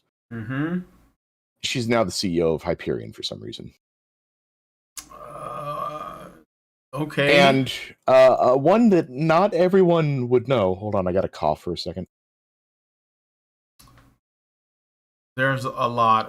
Sorry about that. Oh, there you go. Okay, go ahead. Yeah, but one of the other ones that, you know, you might not know unless you paid attention to some dialogue during Mr. Torg's DLC. Mr. Torg's there is the CEO of Torg, but he's not. He's their mascot. This is actually a very well-known line in that DLC. One of the funnier lines, in my opinion. You start talking to the real CEO, and he's like, yeah, I'm the CEO. I was like, wait, I thought Mr. Torg was the CEO. He's like, oh, no. He sold the company to me for $12 and a high five. Yeah. But he's so entertaining, and people like him so much, I kept him on as the mascot. Yeah. That's pretty funny. And again, it just shows such a lack of knowledge from the source material. Mm-hmm. But then again, they make all these other callbacks, and it's like, no. You have some knowledge about the world, but Yeah. you're either purposefully disregarding it, or you're just completely ignorant of the rest of it and don't care. Mm-hmm. The guy, again, this video I keep referencing by Eruption Fang, and I'm gonna keep mentioning him because I want. There's a link to that If that video yeah. in the description if you guys want to look at it. So Yeah, if you want to know the full thing, I would recommend that. It's 2 hours and about 15 minutes long, and it's definitely worth it. I'm only scratching the surface. But he posits the way things are as they are is laziness. Like, for example, the Maliwan guy is the CEO and not his sister because, hey, guess what? In Borderlands 3, he got a character model. She never got one. She was running around the whole time disguised in, like, Maliwan soldier grunt armor. We never saw her face. She didn't have a character model. We had a character model for Mr. Torg. We didn't have a character model for the guy who's really the CEO. So he thinks instead of creating new character models for that, they just went the fucking lazy route and went, well, what do we already have? What can we just slap down here, you know? Yeah. And that kind of describes the game. Fucking lazy. Yeah. It's that's what it sounds like. I mean, I think there's just a lot of apathy and a lack of desire to, like, you know, make anything that people who like the source material can get excited about. That's what it seems like. So yeah, that's apathy and laziness, it sounds like. Is that fair, you think? Yeah. Apathy, laziness, trying to shoehorn certain things in there. Yeah, ignorance. Yeah.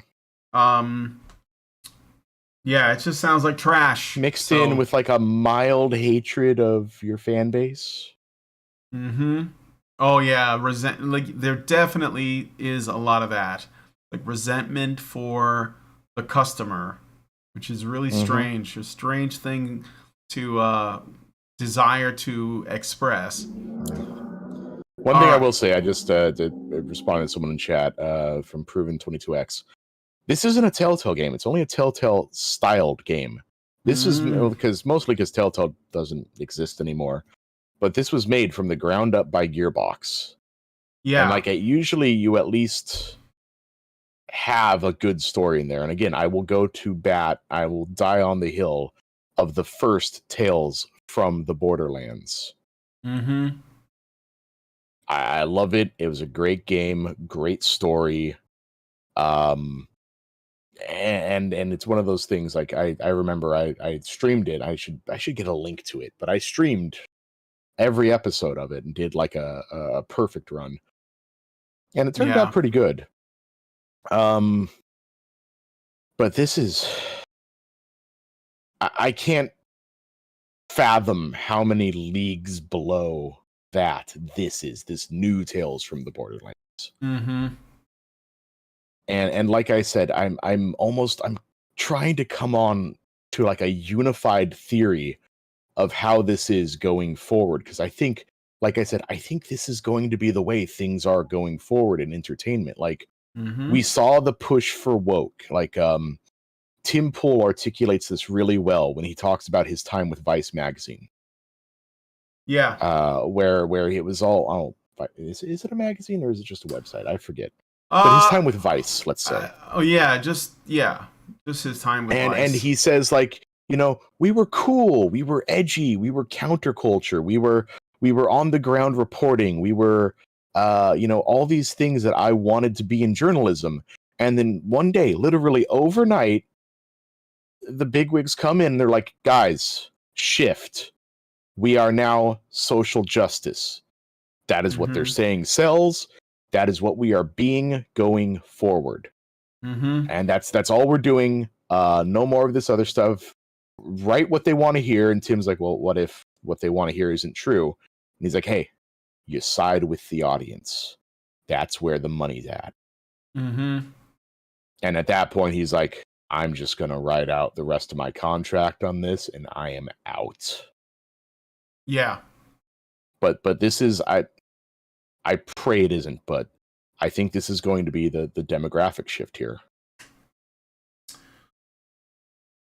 I think that there's a lot of accuracy in what you're saying. The thing about the Zoomers is that, because I've been thinking about this off and on, there are some people that try to, put across this idea that the Zoomers are going to be the most conservative generation, since World War II. And I didn't really buy it at the time. I was like, I don't know. I think it's going to be... I just didn't think that was the case. And then the Zoomers are a bit active, and they do have things to say. But a lot of it is... Well, it's more of like a mixed bag.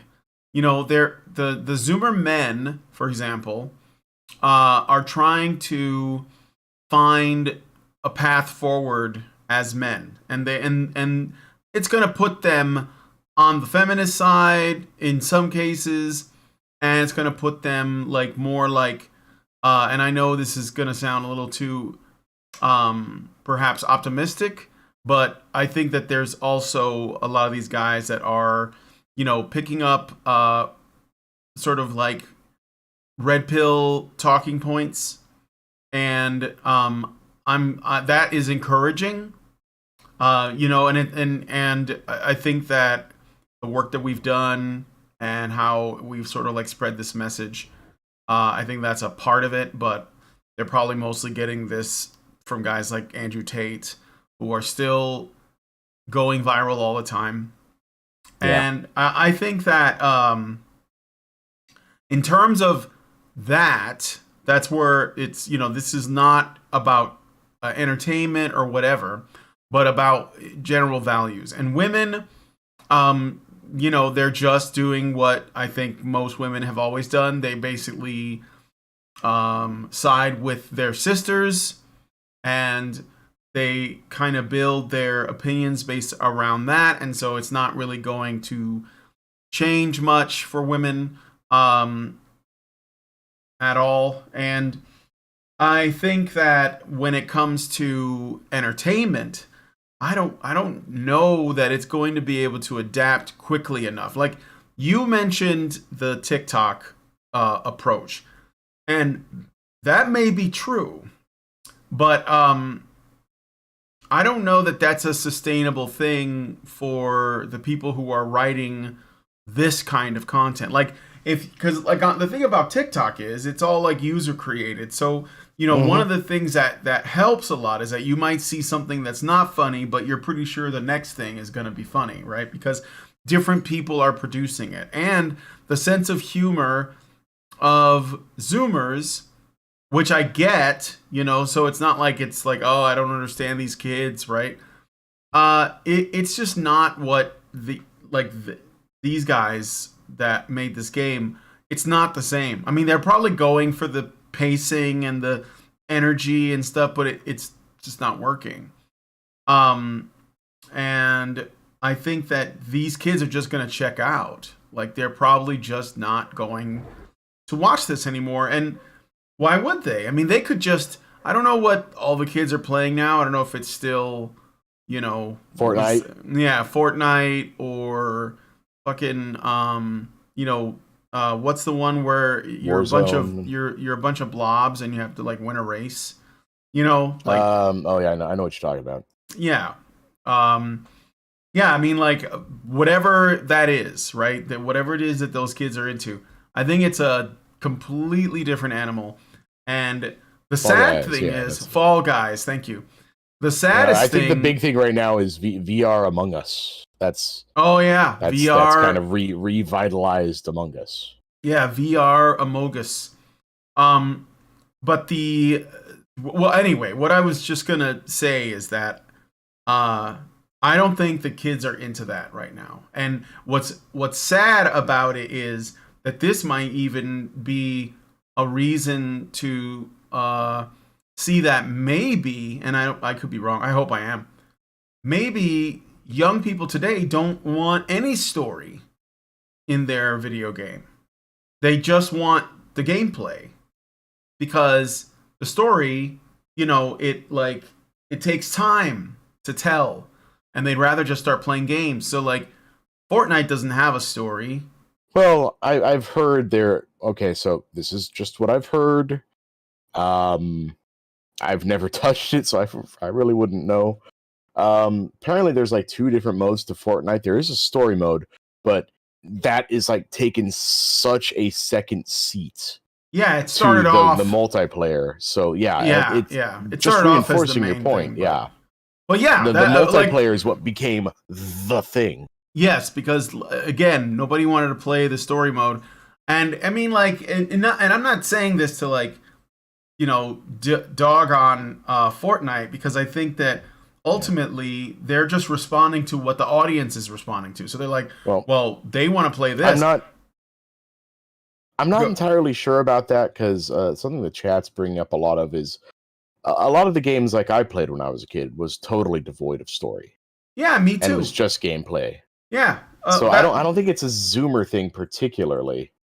No, I don't either. Well, I'll put it this way.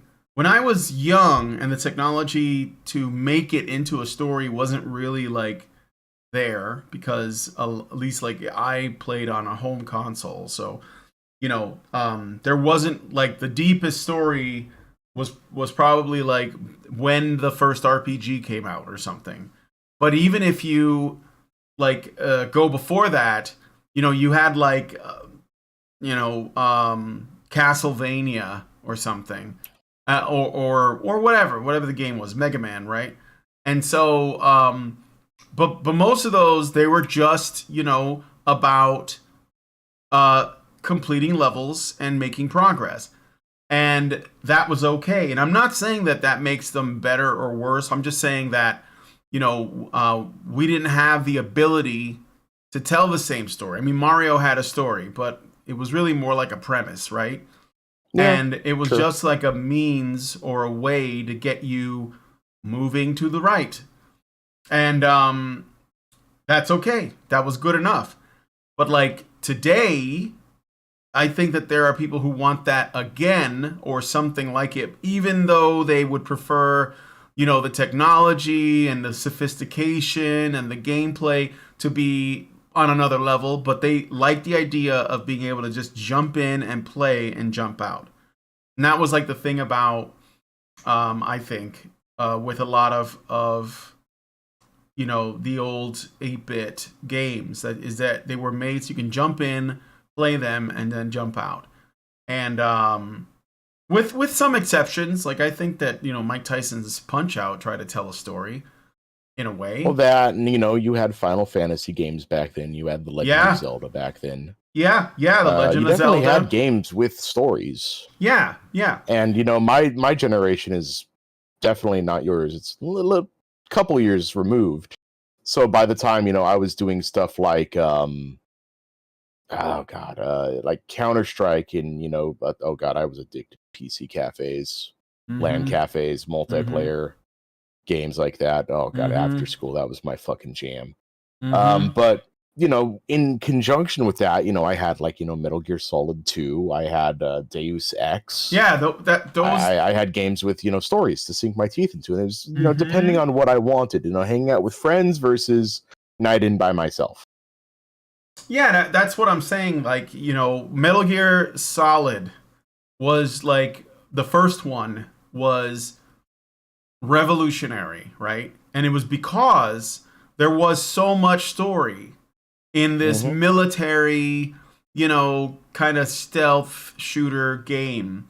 And so we would, like, even though it was a single player experience, all of my friends would gather around the television, and whoever is playing it at the time, we're all getting engrossed because we are experiencing something unique. But I don't think like these days, I don't think it would have the same impact, especially because it's not novel anymore. And I think that it says something about the modern or the current audience that they want something that's a little bit quicker in terms of the where they get their gratification. That's my guess. It doesn't mean they couldn't appreciate something with a story, but it seems to me that a lot more people are playing, Fortnite and Among Us and stuff than there are people playing Yeah. Death And, Stranding. and I think that's because they want to emulate who they're seeing, who they're watching, what PewDiePie is doing, what Jacksepticeye is doing, what Markiplier is doing, what their favorite Twitch streamers are doing. And that's the game all these Twitch streamers are doing. Not to say that they don't play other games, but it's just like a game with a story isn't that easy to talk over because you're going to be talking over the story. But meanwhile, a game like Five Nights at Freddy's or something like that is really easy to react and scream over because not much is happening other than getting the shit scared out of you. Yeah, exactly. So yeah, that's what I was thinking. Well, I guess we'll just keep an eye on the culture. I think we should wrap it up here because it's and again for just to make it clear, I hope I'm wrong about Borderlands. No, about this like being the new way things are going to be going forward. Good God, I hope I'm wrong. Yeah, you know what? I hope you're wrong too. I was gonna say I don't think that's gonna happen, but I have no idea. Like, I think the video game industry's future is very uncertain. Like, I don't know. Like, I haven't been really excited for anything in a very long time, and well, other than my Elden Ring, which I love the game, but like I can't just keep relying on the next Soulsborne, right? That doesn't. Yeah. That's not sustainable. I want to play other kinds of games as well. So I don't know, man. I hope that they get their shit together and someone finds a new way to make this stuff fun because I think that it is not looking good. So, all right. Well, anyway, let us know what you guys think about this in the comments. I look forward to seeing your thoughts. I did get another super chow. Michael Emmerich Winberg gives us $5 and says, hold on a second while I put done in here. At this point, it's wiser to treat all girl power or any other sort of diversity, power, or inclusion with cynicism.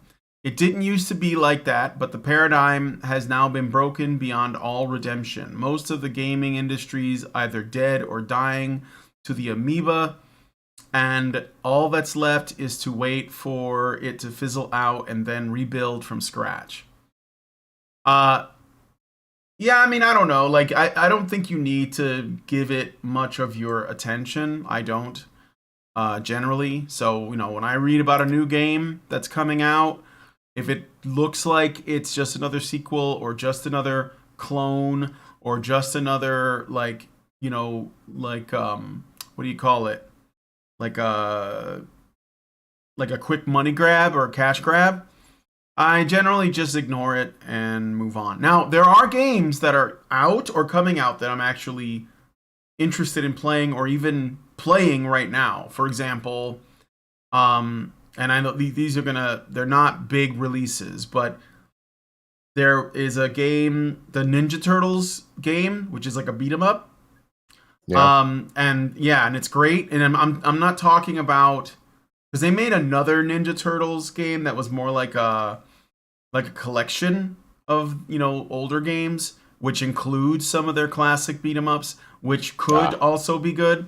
But many good hours were had on that. Yeah, but I'm talking about the very recently released Ninja Turtles game, which is a 4-player cooperative beat 'em up. And I'm like, yeah. I mean, the only problem with it is that, you know, if you play through it too quickly, you're probably going to be done in a pretty short amount of time.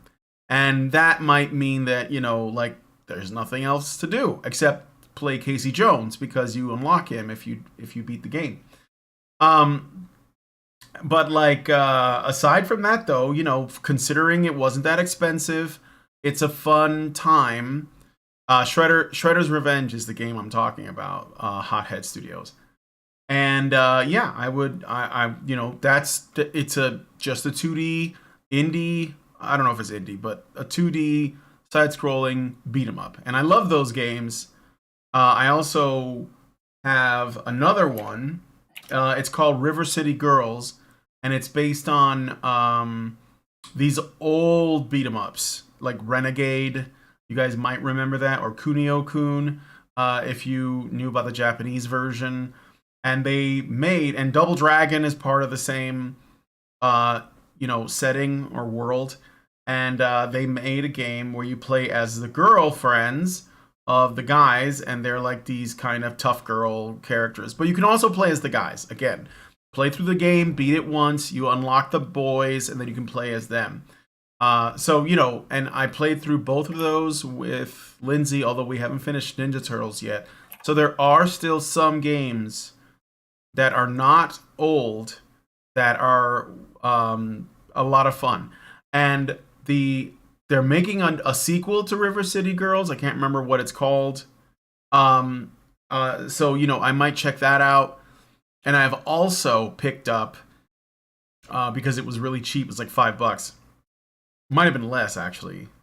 I picked up The Warriors, which is a game that was on the PS2 one. Yeah, PS2 and Xbox. That game was great. It was great. It was better than it had any right to be. Mm-hmm.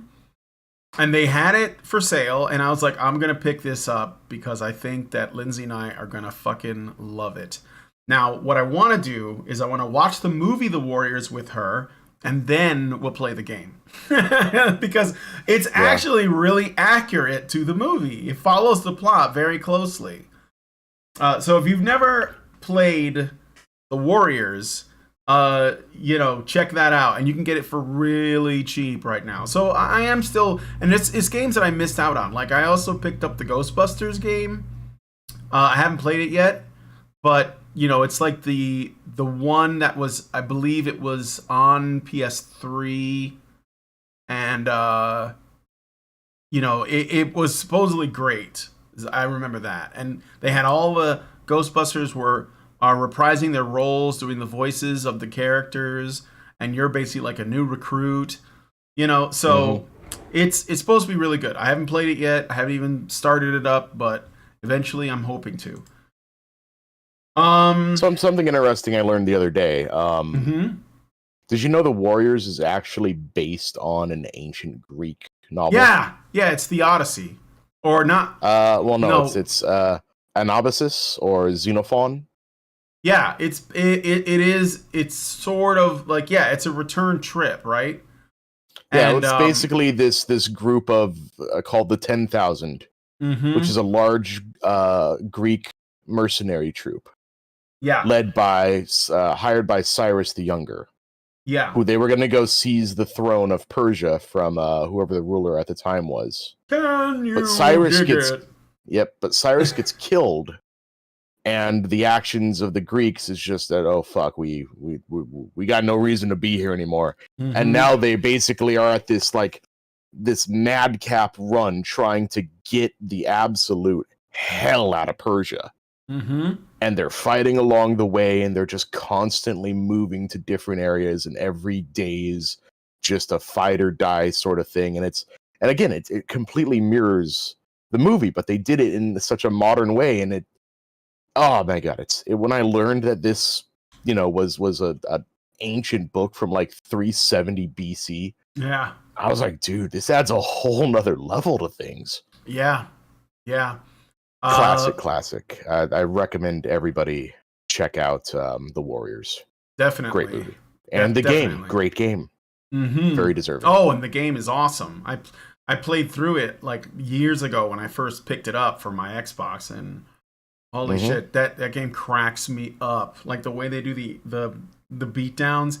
But all right. Well, anyway, I don't. That's it for me. Let me just see if you guys had asked any other questions. I don't see anything there or there. And I already answered that one. So we're going to wrap it up here and go hang out with the patrons in the patron-only show. If you guys want to join us, maybe become a contributor. Go to feedthebadger.com. $5 a month will get you into the Discord where you'll be able to participate in the chat just like you are doing now. You can also give it higher levels so you can be a part of the conversation itself. So please consider doing that. And hopefully I will see you all there. If you guys like this video, please smash the like button. Subscribe if you're not already subscribed. Hit the bell for notifications so you know when our shows go live. Leave us a comment. Let us know what you guys think about what we discussed on the show today. And most importantly, please share this video because sharing is caring. Thank you guys so much for coming on today's episode of the Nerdcast, and we will talk to you all in the next video.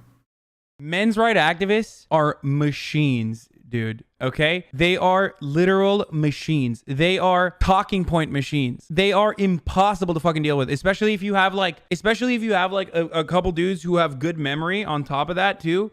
Holy shit, you're fucked.